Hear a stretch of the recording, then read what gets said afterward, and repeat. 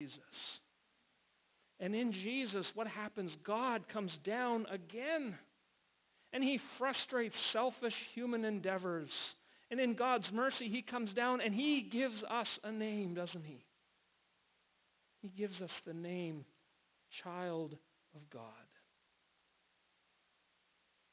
When we embrace Jesus as Lord and Savior, we're given a new name.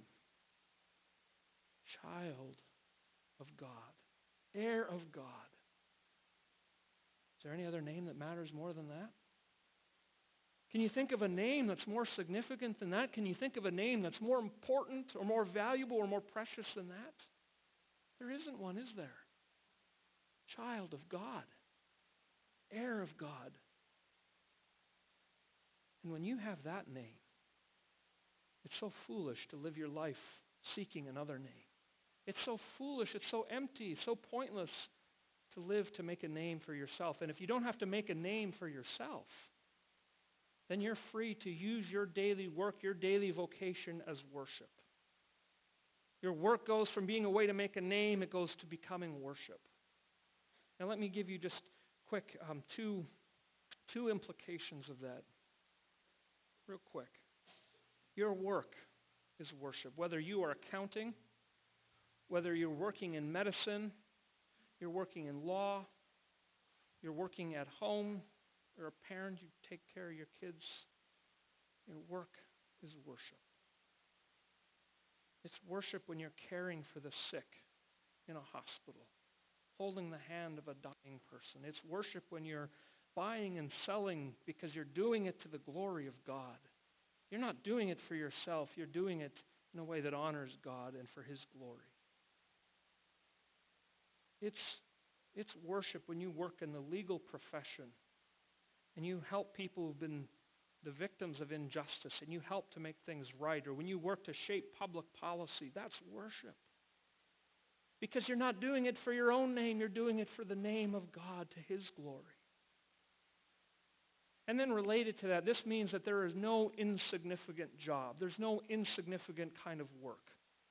We live in a world that measures work and the importance of a person's career by the money it makes or the status it affords.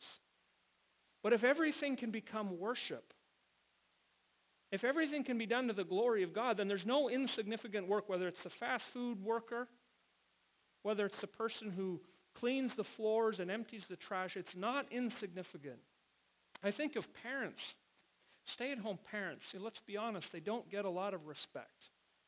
You know, you're never going to be recognized as Employee of the Month, even though you work as hard as any of us. I learned this yesterday. My wife's been out of town a couple days, so I'm home and doing laundry yesterday. Now, I don't mind doing laundry, but I really don't like folding clothes. Am I alone in that? No. So here I am, I'm folding these clothes, don't like this, I'm trying to do it with a good attitude, and this was just after I'd sort of worked through this passage, and then it hit me, this is worship. It's worship. It's worship if you don't think so, it is. It's worship. You're doing it to the glory of God if you're doing it with a heart that says, I'm here to serve my family. And that is worship. Without a doubt. Don't let anyone tell you otherwise. That is worship. One final reflection on this. When you look at the story of Babel, hundreds, maybe even 1,000 or more, several thousand years later, we fast forward all the way, we get to the New Testament. And once again, we see that the nations of the world are all gathered together in one place. The story is told in Acts chapter 2. In Acts chapter 2, all the nations are gathered in Jerusalem. And of course, the languages are preventing communication once again. The languages are preventing people from talking because the nations have been scattered, and even though they're brought back together, the barriers still remain.